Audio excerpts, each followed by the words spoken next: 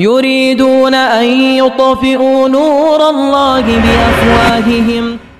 Tabi'in bernama Abdullah bin Mubarak rahimahullah. Ini ulama yang sangat masyhur. Orang ini sangat tampan, sangat pemberani, ya, sangat kaya raya, sangat pintar. Rujukannya ulama di masa itu di Irak. Abdullah bin Mubarak ini bersahabat dekat dengan seorang yang lain namanya Fudail bin Iyad. Ini mantan preman, perampok jalan, taubat, kemudian bersahabatlah mereka. Abdullah bin Mubarak menerima Fudail bin Iyad sebagai sahabatnya dan dia mengatakan pada Fudail ada tanda-tanda kebesaran Allah karena dia bertaubat dan betul-betul bukan main-main gitu, dari preman, dari perampok jalan tiba-tiba menjadi ulama muslimin, hafal Al-Quran, belajar agama dan jadi rujukan umat Islam. Salah satu yang mereka buat berdua ini unik gitu. Mereka sepakat ini Abdullah bin Mubarak sama Fudail bin Iyad untuk janjian sholat subuh ketemu di satu tempat. Misalnya teman-teman kalau di Palembang ini ketemu di satu masjid, contoh saja ini, maaf kalau namanya sama, cuman saya memang kasih contoh, Masjid Al-Ikhlas misalnya, ya. Kita ketemu ya di Masjid Al-Ikhlas. Ini di kisahnya tidak ada nama Masjid Al-Ikhlas ya. Saya cuma datangkan contoh. Misal contoh, kita sholat subuh di Al-Ikhlas ya. Duhur, asar, maghrib kita pisah tempat. Nanti isya kita ketemu di Masjid Al-Amin misalnya. Nah begitulah. Mereka janjian begitu, subuh sholat sama-sama, terus mereka nyebar, aktivitas biasa, duhur, asar, maghrib, sholat. Abdullah bin Mubarak sholat di satu masjid yang mereka sudah sepakati, yang Fudail tidak akan sholat di situ. Dan Fudail sholat di masjid, duhur, asar, maghrib, yang tidak ada Abdullah bin Mubarak. Isya mereka ketemu. Apa yang mereka lakukan teman-teman? Nanti kalau Isya, mereka ketemu lalu mereka saling menceritakan pengalamannya di 3 sholat itu. Jadi kalau misalnya tadi duhur, Abdullah bin Mubarak temukan ada orang lama sekali berdoa di masjid. Dia datang tanya, kamu berdoa apa? Apa yang memotivasi kamu? Kenapa kau mau berdoa lama? Gitu. Lalu diambil pelajaran. Misalnya Fudail melihat ada orang baca Quran, didatangi sama Fudail. Kenapa kau baca Quran? Dia sudah tahu sebenarnya keutamaan, tapi dia tanya, kenapa? Oh karena saya mau dapat pahala ini, pahala itu. Apa yang membuat kau bisa istiqomah? Oh karena ini, karena itu. Mereka ambil itu, duhur, asar, maghrib, pengalamannya hanya habis sholat saja. Isya mereka saling berbagi kisah. Tadi ada gini loh, tadi ada ini loh. Untuk apa? Meningkatkan kualitas ibadah mereka kepada Allah. Satu waktu teman-teman sekalian, Abdullah bin Mubarak ini pergi ke Mekah, umroh. Fudail bin Iyad temannya tinggal di Irak, nggak pergi umroh. Kata Abdullah bin Mubarak dalam kisah yang nyata ini, dia bilang saya masuk pakai ihram di tempat tawaf dekat Ka'bah. Waktu itu ternyata Mekah lagi ditimpa musim peceklik. Kering sekali. Sampai beliau mengatakan termasuk dalam sejarah mungkin pertama kali terjadi sumur Zam-Zam di masa itu kering, itu di masa itu karena panasnya. Kata Abdullah bin Mubarak, Imam Haram berteriak-teriak mengangkat suara, hai muslimin, ayo kita salat istisqa, ayo kita salat istisqa, as-salatul jami'. Dipanggil mereka. Kumpullah orang-orang, salat. Kata Abdullah bin Mubarak, saya ikut salat. Saya ikut salat. Setelah saya ikut salat, seperti sholat istisqa, imamnya balik menghadap kepada makmum, memindahkan surbannya dari pundak kanan pundak kiri seperti sunnah Nabi. Kemudian mulailah dia mengingatkan orang agar taubat kepada Allah Subhanahu Wa Taala. Ringkas cerita kata Abdullah bin Mubarak, uniknya seperti sholat kami dan doa kami belum diterima sama Allah, tetap panas. Biasanya kalau diterima itu minimal mendung dan maksimalnya turun hujan. Karena sholat istisqa minta turun hujan. Kata Abdullah, tiba-tiba mata saya tertuju ke satu pintu Masjidil Haram. Di sana ada satu orang berkulit hitam pekat. Masuk, jadi kalau kita gambarkan misalnya, maaf ini gambar saja. Handphone ini adalah Ka'bah. Orang lagi kumpul sholat di sini istisqa. Orang itu datang ke sudut lain yang tidak ikut sholat. Kata Mubarak, ada satu orang berkulit hitam datang. Dia cari sudut Ka'bah yang tidak ada orang kumpul. Lalu dia sholat 2 rakaat. Dan saya memperhatikan sholatnya. Kata Abdullah bin Mubarak, demi Allah saya belum pernah lihat sholat seindah itu sebelumnya.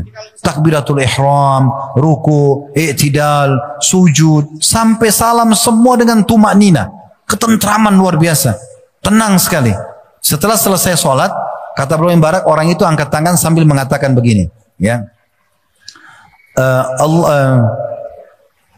As'aluka Rabbi an tunazzil alaihim matara. Ya Tuhanku, aku mohon kepadamu turunkan hujan buat mereka itu. Orang kulit hitam itu berdoa begitu. Abdullah bin Mubarak ini karena dia penasaran, dia perhatikan, dia mendekat dan dia dengar itu. Tiba-tiba kata Abdullah bin Mubarak terjadi keajaiban dan luar biasa, mendung, turun hujan deras.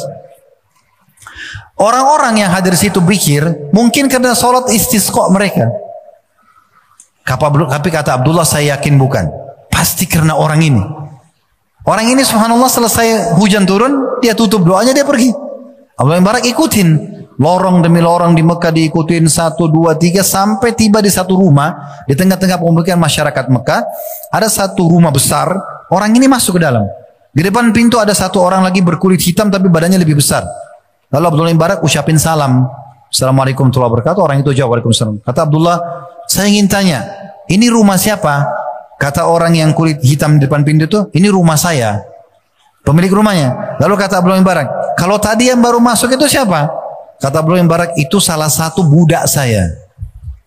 Masa dulu ada budak ya, diperjualbelikan. Maka Abdullah bin Mubarak penasaran. Lalu Abdullah bin Mubarak mengatakan, boleh nggak saya tanya, bagaimana amalnya orang ini? Bagaimana ibadahnya? Kata majikannya yang punya rumah itu, jangan Anda tanyakan ibadahnya orang ini. Di pagi hari sampai menjelang malam, maghrib sampai sore, itu dia kasih hak saya sebagai majikannya. Tidak pernah menolak apapun yang saya suruh, baik sekali. Dan malam hari dia berikan hak Tuhannya. Selalu sholat malam, ibadah kepada Allah. Dan ada yang unik kata tuan rumahnya itu. Kalau saya kasih gaji dia 2 dirham. Nah, kalau kita mungkin 10.000 rupiah ya. 2 dirham atau mungkin 20.000 rupiah. Dia makan setengahnya, kebutuhan dia, setengahnya disedekahkan. Anggap kalau kita punya gaji 1 juta, 500.000 disedekah, 500.000 dipakai. Ini sedekah setengah harta. Orang miskin, orang susah ini. Kan itu. Apa-apa, kata Abdullah bin Mubarak, pantas dia begitu. Kata yang punya rumah, kenapa kau berkata begitu? Dia bilang tidak apa-apa. Boleh nggak saya beli budak itu? Kata yang punya rumah, jangan, saya nggak jual. Orang ini banyak berkahnya. Karena orang ini berkah, doanya mustajab dan segala macam gitu. Lalu kata Abdullah bin Mubarak, saya Abdullah bin Mubarak. Waktu itu nama beliau terkenal sekali. Cuma belum ada kamera jadi nggak dikenal mukanya. Yang punya rumah ini bilang, apakah anda Abdullah bin Mubarak yang dari Irak? Kata dia, iya, saya dia. Kata majikannya, kalau gitu saya jual buat anda, silahkan. Dibelilah. Nah, Abdullah bin Mubarak beli budak ini teman-teman, tujuannya untuk dibawa ke Irak. Mau dipertemukan sama temannya Fudail bin Iyad. Lihat nih, ada orang yang cuma berdoa tiba-tiba turun hujan. Saya sama kau nggak ada apa-apanya nih ibadahnya. Begitu. Karena memang mereka dari tadi kan cari orang yang lebih baik ibadahnya. Mereka cerita pergilah mereka. Di tengah jalan masa itu orang pakai unta, istirahat di padang pasir gitu kan. Waktu lagi istirahat menuju ke Irak, tiba-tiba Abdullah bin Mubarak suruh orang itu, budak itu istirahat sama dia. Kemudian budak itu bertanya, wahai tuan, kita mau kemana?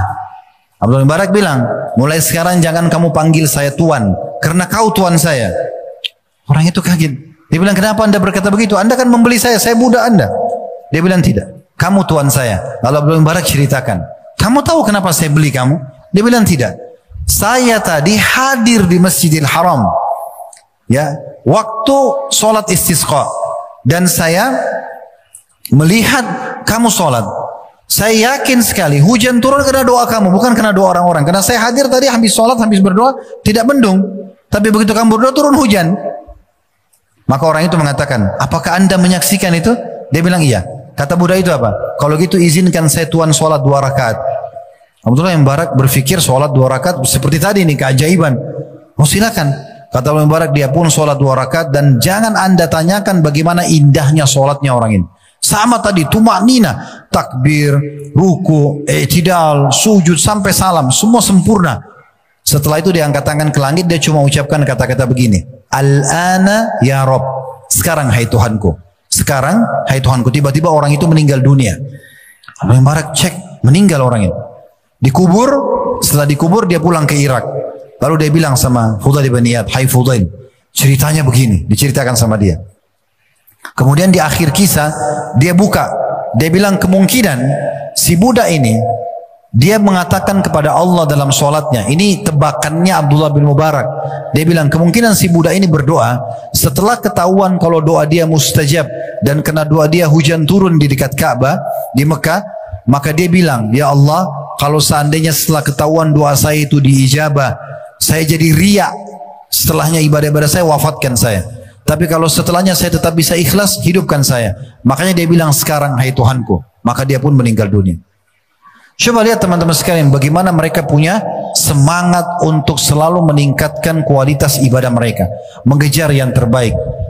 Jangan teman-teman sekalian merasa puas dengan derajat yang paling rendah di surga. Walaupun yang paling rendah dalam hadis yang sahih disebutkan adalah lebih baik 10 kali lipat dari yang dimiliki raja terkayanya dunia. Tetapi kalau kita bisa dapat surga Firdaus yang tertinggi, kenapa tidak? Kalau kita bisa dapat fasilitas yang lebih baik, kenapa tidak? Begitu juga saya tutup teman-teman sekalian dengan mati. Mati ini penutupan bahasan kita ya. Sampai mati pun kita disuruh kejar yang terbaik. Pernah dengar mati syahid itu? Ya. Mati pun. Jangan mati biasa. Mati syahid. Mati yang terbaik. Sehingga husnul khatimah. Umar bin Khattab dinukil dalam sebuah kisah teman-teman sekalian. Setelah kerajaannya meluas, beliau berkuasa dari tahun 13 setelah Abu Bakar meninggal sampai 23. 10 tahun beliau jadi raja. Dan di masa itu luar biasa. Sebagian besar wilayah Romawi, negeri Syam takluk. Sebagian besar wilayah Persia takluk. Sebagian besar wilayah Afrika Utara, Mesir takluk. Jadi Islam itu hampir menguasai seperempat dunia pada masa itu. Lalu Umar bin Khattab berdoa begini di Madinah. Ya Allah, karuniakanlah aku mati syahid dan di kota Rasulmu. Dua kematian mulia dikejar sama dia. Mati syahid dan mati di kota Madinah. Kalau mati syahid nanti kita akan sebutkan keutamannya. Mati di kota Madinah ini punya keutamaan ya. Kata Nabi SAW, man istata'a minkum an yamut fil Madinah falyamut. Siapa yang bisa mati di Madinah, matilah. Ya. Dan Nabi SAW mengatakan, siapa yang sabar dengan sulitnya hidup di Madinah, maka dia akan mendapatkan syafaatku pada hari kiamat. Dan banyak keutamaan kota Madinah, mungkin tidak bisa kita sebutkan semua, tapi ini keutamaan tersendiri. Kata Hafsah, anak Umar bin Khattab, istri Nabi SAW radhiyallahu anha, wahai ayahku, Anda minta mati syahid, sementara Anda tidak ikut berperang. Dan Anda minta mati syahid di kota Madinah, sementara Madinah lagi aman. Waktu itu Madinah sangat disegani. Satu dunia mensegani pada saat itu. Sulit, bisa dikatakan kata ulama, tidak akan ada serangan ke Madinah di masa Umar. Karena kekuatan pasukan muslimin. Maka kata Umar apa? Ya'ti bihallahu insya. Allah akan datangkan kalau Allah mau. Yang penting saya minta dulu. Yang penting saya semangat dulu. Nah gitu.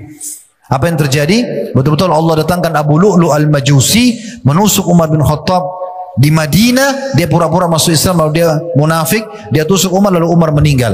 Akhirnya betul-betul meninggal mati syahid di kota Nabi SAW. Terkumpul dua kematian baik sekaligus. Itu luar biasa ya. Bagaimana Nabi SAW pada saat melepaskan pasukan, beliau mengatakan apa? Qumu ila jannati rabbikum, qumu ila jannatin arduhas samawati wal ard. Ayo bangkit sekarang, kejar surga Tuhan kalian yang seluas langit dan bumi. Disuruh mati syahid, disuruh mati, itu kan berkorban. Ini yang terbaik dalam Islam, dan memang kita dianggap itu adalah mati yang mulia, ya, mati yang terbaik. Dan kata Nabi SAW di dalam hadis yang sahih, man talaba syahadat al-sidq ballaghahu Allah manazil asy-syuhada wa in mata ala firashi. Dan siapa yang betul-betul berharap mati syahid, maka Allah akan berikan dia ya pahala mati syahid walaupun mati di atas ranjangnya. Dan sebagai penutup teman-teman sekalian adalah bagaimana Nabi alaihi salatu wassalam menyebutkan tentang masalah mati syahid ini dengan berbagai macam ya keutamaan ya. Keutamanya seperti kata Nabi SAW, orang-orang yang mati syahid itu akan mendapatkan keutamaan. Dia akan diampuni awal darahnya tumpah, dia akan bisa memberikan syafaat 70 keluarganya, dia akan dinikahkan dengan 72 bidadari, ya, tidak akan dikena fitnah kubur ya. Kemudian Nabi SAW contohkan mereka tidak dimandikan lagi jenazahnya, dan juga mereka termasuk orang-orang yang pertama-tama melewati sirat nanti ya, masuk surga tanpa hisab. Dan mereka juga termasuk orang yang mendapatkan derajat yang paling tinggi di surga. Jenazahnya tidak dimandikan, ya, boleh untuk tidak disolati, tidak ditanya lagi oleh malaikat mungkar nakir di kuburan, ya. Kemudian mereka akan diampuni awal darahnya tertumpah, diperlihatkan tempatnya di surga, dan sekian banyak keutamaan-keutamaan orang yang mati syahid. Begitulah teman-teman sekalian, kita lihat bagaimana Islam datang menyuruh kita penganutnya menjadi orang yang terbaik. Jadi mulai sekarang bagaimana kita coba membangun ya semangat kita berkreasi, berkreatif ya, inovatif untuk mengejar yang terbaik selama dia dibolehkan dalam agama, tidak melanggar peraturan-peraturan syariat Allah Subhanahu wa taala, peraturan-peraturan juga yang diterapkan oleh pemerintah setempat kita, maka itu akan menjadi bagian daripada agama kita. Allahu a'lam.